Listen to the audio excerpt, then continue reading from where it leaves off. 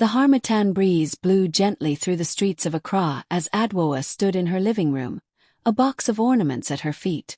Christmas was her favorite time of the year, and this time she wanted it to be special, one they would all remember. She draped colorful lights across the windows, making sure each bulb shone brightly. The scent of cinnamon and cloves drifted from the kitchen where fruitcake baked slowly, filling the air with warmth. She moved from room to room, fluffing pillows, arranging garlands, and humming along to high-life Christmas songs on the radio. Outside, the neighborhood kids laughed and chased each other, their voices mixing with the distant sound of church bells. Adwoa imagined the evening ahead.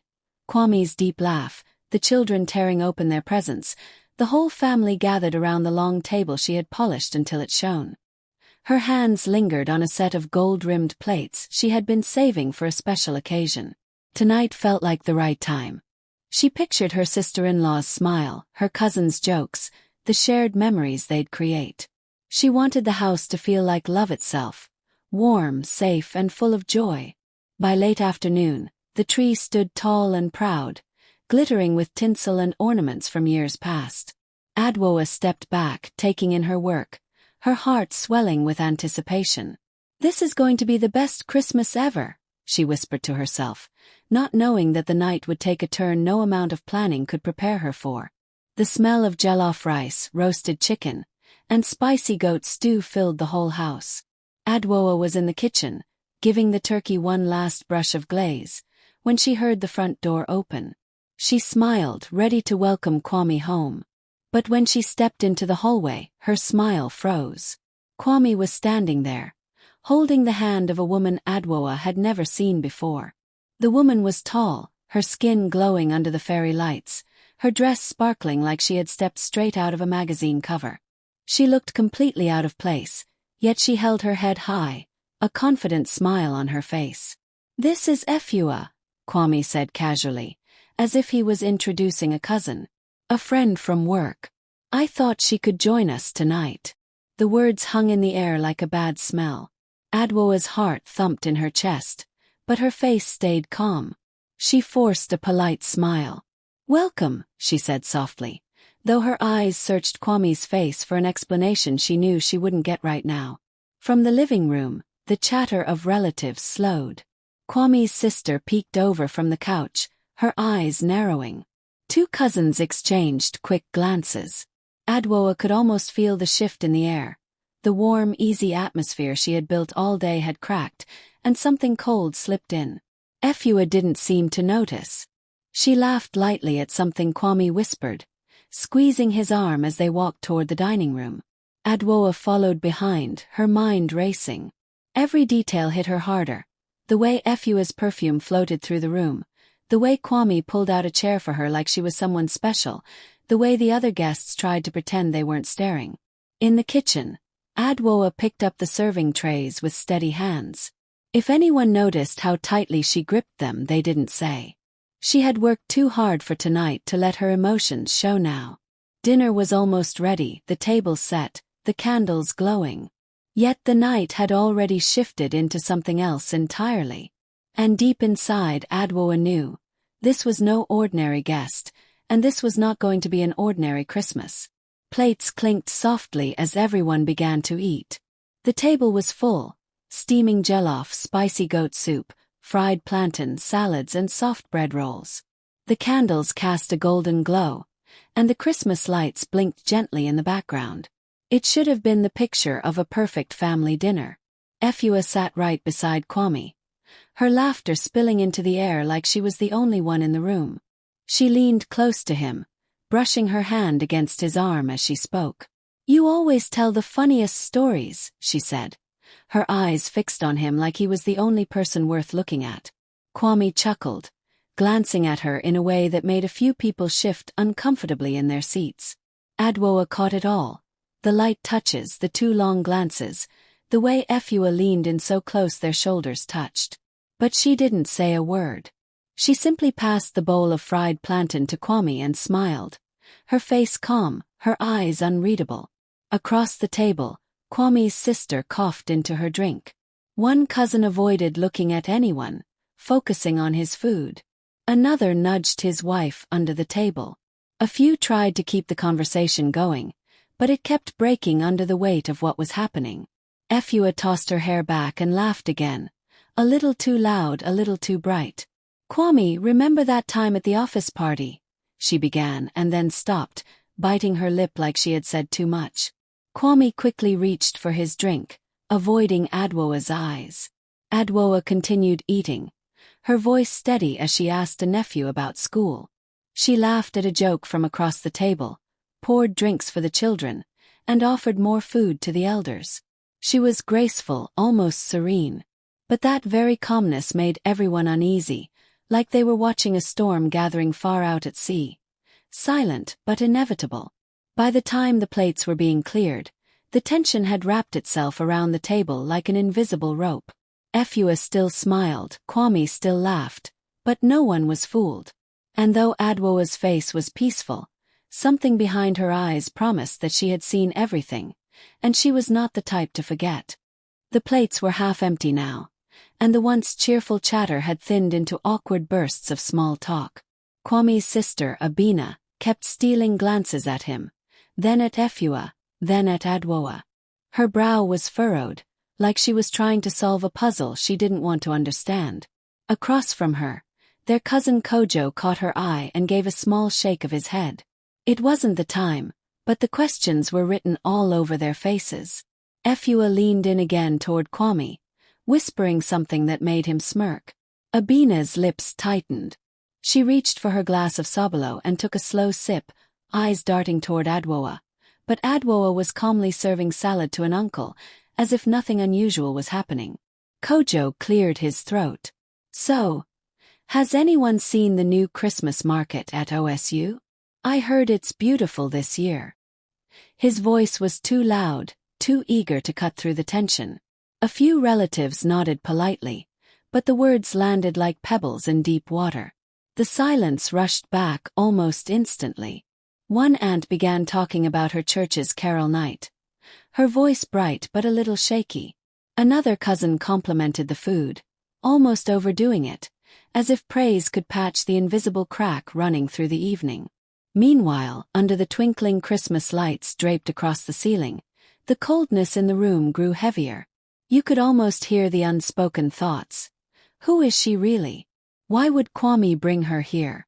Does Adwoa know? The children, sensing the strange mood, had gone unusually quiet, picking at their food and glancing between the adults. The soft clinking of cutlery sounded louder than it should. Adwoa moved gracefully between guests, topping up drinks and smiling faintly, but her calm presence only made the others more uneasy. Abina whispered something to Kojo when she thought no one was watching.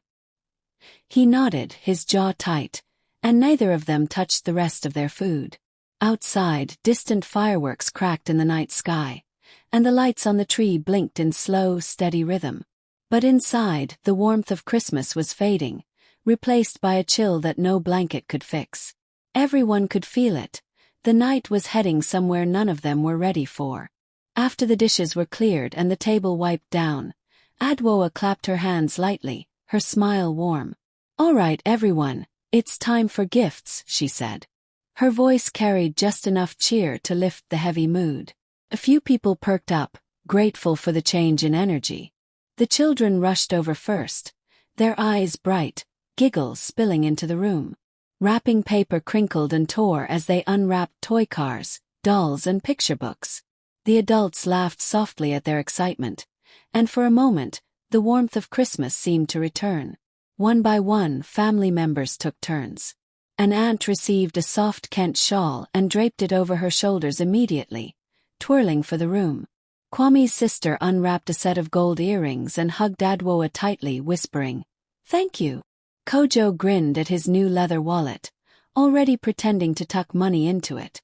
Even Efua clapped politely for each gift, her smile fixed in place. She sipped her drink slowly, eyes occasionally drifting toward Kwame. Adwoa moved around the circle, making sure everyone felt seen. Her laughter rang out here and there, gentle and genuine, but her eyes were sharp, quietly taking in every detail. When the last small gift had been opened, Adwoa paused. There's one more, she said, her tone softer now. The chatter in the room faded as she stepped away and returned carrying a large, beautifully wrapped box. The paper shimmered gold under the lights, and the ribbon was tied in a perfect bow. Everyone's eyes followed her as she walked across the room, the box balanced carefully in her hands. She stopped in front of Efua and placed it gently on her lap. For you, Adwoa said, her voice calm but deliberate. The room went still. Kwame shifted in his seat, his mouth opening as if to speak, but no words came out. A few relatives glanced at each other, unsure whether to smile or frown. Efua blinked, her hands hesitating on the ribbon, the attention suddenly heavy on her. Go on, Adwoa encouraged softly. Open it. The air seemed to tighten, wrapping around the room as everyone leaned in. The laughter from a moment ago had vanished, replaced by the sound of paper being carefully torn. Wait. Adwoa's hands lingered for a moment after she set the box down in front of Efua, her fingers brushing the gold wrapping as if sealing some quiet decision. She straightened, her face calm, and said softly, "This is for you." The room seemed to shrink around those words. Efua blinked, her perfectly shaped brows lifting slightly. For me? She asked, her voice light but unsure. Kwame cleared his throat and leaned forward. Adwoa, maybe she can open it later. No, Adwoa interrupted gently, her tone polite but firm. Please open it now. We should all see. Every eye in the room shifted toward the box. The children had stopped fidgeting. Even the hum of the fridge in the kitchen seemed louder. Efua gave a small, awkward laugh, glancing at Kwame, who looked away quickly. Her hands went to the ribbon, fingers moving slowly, almost stalling. You really didn't have to. I wanted to, Adwoa said, still smiling. The paper crackled as Efua began to peel it away. A few relatives shifted in their seats, whispering to each other under their breath. Abina, Kwame's sister, folded her arms and leaned forward, her eyes locked on Efua's hands. The gold wrapping slid to the floor, revealing a plain cardboard box. Efua hesitated before lifting the lid. She was careful, too careful, like she already sensed there was more here than a holiday gift. Kwame's leg bounced under the table, his jaw tightening. Adwoa, really, we can do this. It's fine, Kwame, Adwoa said, her voice still maddeningly calm. Efua finally lifted the lid, her fingers trembling just slightly. The entire room leaned in, breath held, waiting. The festive glow from the tree lights flickered across faces, a mix of curiosity, unease, and something else, anticipation. In that moment, the whole evening balanced on the edge of whatever was inside that box. The laughter from earlier was long gone. Even the Christmas carols playing faintly in the background felt distant now, like they belonged to another night entirely. Efua lifted the lid completely, pushing aside the tissue paper. Her smile faltered the instant she saw what was inside, a thick black folder, neatly tied with a red ribbon.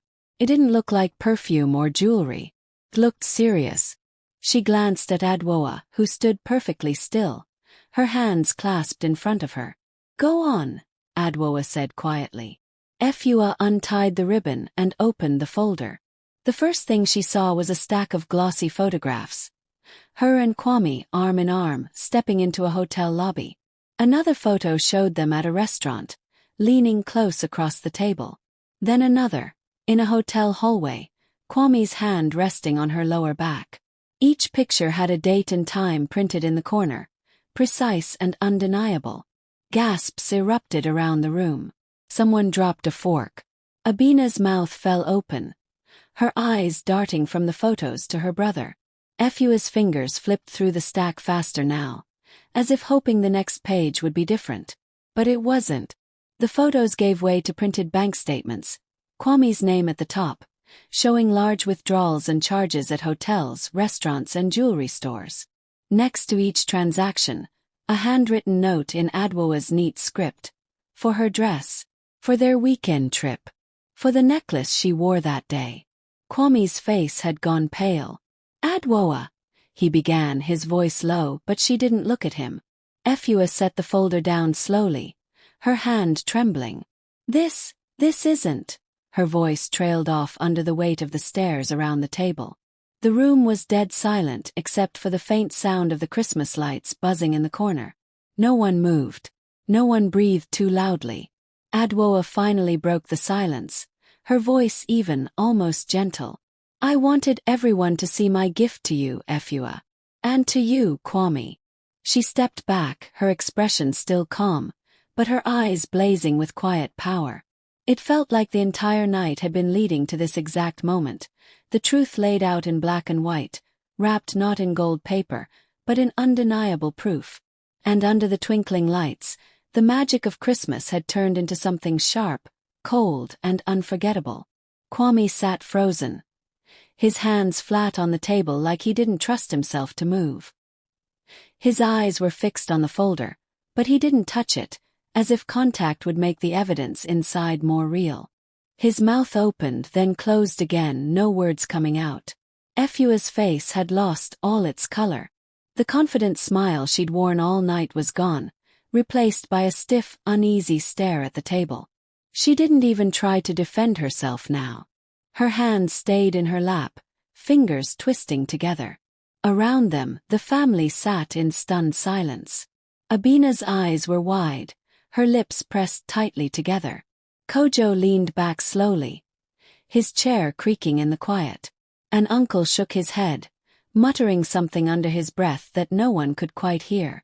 Even the children seemed frozen, sensing that something big, something they didn't fully understand, had just happened. The only sound was the faint hum of the fridge from the kitchen and the soft pop of a candle wick burning down. The Christmas carol still playing in the background now felt almost mocking, cheerful voices singing about joy and peace while the room sat in a thick, suffocating stillness. Adwoa's eyes moved slowly around the table, meeting each person's gaze for just a moment. Then she looked at Kwame, her expression unreadable, and said softly, "Merry Christmas." It wasn't loud. It wasn't sharp, but it landed like a heavy stone in the middle of the table. She took one slow step back, as if giving the moment room to breathe. No one moved. No one spoke. The twinkling lights on the tree blinked steadily, reflecting in the shiny gold ribbon still lying crumpled on the floor. It was the same house, the same dinner, the same holiday, but nothing about this night could ever go back to how it was before. Adwoa let the silence hang for a moment longer, her calm gaze sweeping over the room. Then she straightened her shoulders and spoke, her voice clear but steady. "Since we're all together, I might as well share some news," she began. Every head turned toward her. Even Kwame looked up, his eyes searching her face. "I have already filed for divorce," she said simply. "The papers were submitted last week." The words hit the table like a hammer. Few relatives gasped. Abina's hand flew to her mouth. Kwame's jaw tightened, but he didn't say a word. "And," Adwoa continued, her tone still composed, "I have secured the house in my name. It is mine, and it will stay mine." She let that sink in, her eyes never leaving Kwame's. For a moment no one moved. Efua's gaze dropped to the floor, her hands clasped tightly in her lap. Kwame leaned back in his chair, staring at the gold ribbon on the ground as though it could somehow explain how things had gotten here. Then, in a voice as smooth as if she were discussing the weather, Adwoa smiled faintly and said, "Thank you all for coming tonight. I hope you enjoyed the meal. Dessert will be served shortly." She glanced at Kwame and Efua, her expression polite but final. "You two are excused. You won't be joining us." The room seemed to breathe out all at once. A few relatives exchanged looks, half shock, half admiration. Abina gave the smallest nod, her eyes soft with something like pride. Kwame stood slowly, his movements stiff, and Efua followed without a word. Neither looked at anyone as they made their way to the door. The sound of the latch clicking shut behind them felt like the closing of a chapter. Adwoa exhaled quietly, then turned to the table, her smile warm again. "Now," she said, "who's ready for cake?" The family slowly began to speak again, the atmosphere shifting from icy tension to something lighter, not joyful but relieved. Outside, the night carried on, but inside, Adwoa had reclaimed her home, her peace, and the rest of her Christmas. By the next morning, the story had already begun to spread. Someone at the dinner, no one would admit who, had recorded the moment Efua opened the box. The video showed everything: the gold wrapping, the folder, the photos, Kwame's frozen face, and Adwoa's calm voice saying, "Merry Christmas," hit social media like wildfire. Within hours, it was being shared in WhatsApp groups, on Instagram Reels, and even on Twitter with captions like, "This is how you handle betrayal," and "Queen Adwoa for President." Strangers who had never met her were calling her a symbol of grace and strength, praising the way she stayed composed while delivering a blow no one saw coming. In the neighborhood, whispers turned into stories, and stories turned into legend. People spoke about "that Christmas" with wide eyes, like it was a scene from a movie. The women at the hair salon retold every detail, right down to the color of the ribbon on the box. Men in the barber shop shook their heads, half in disbelief, half in admiration. Children who had been there bragged to their friends, "I saw it happen. I was sitting right there." Even months later, the image of Adwoa standing by the table, calm as ever, was still being talked about. And in her own home, Adwoa carried on, lighter, freer, with her house truly her own. She didn't need to defend herself, because the video had done all the talking. 4 years to come, whenever Christmas rolled around, someone in the neighborhood would smile and say, "Ah, remember Adwoa's Christmas?" And just like that, the night would live on, not as a tragedy but as the moment she claimed her power in front of the whole world.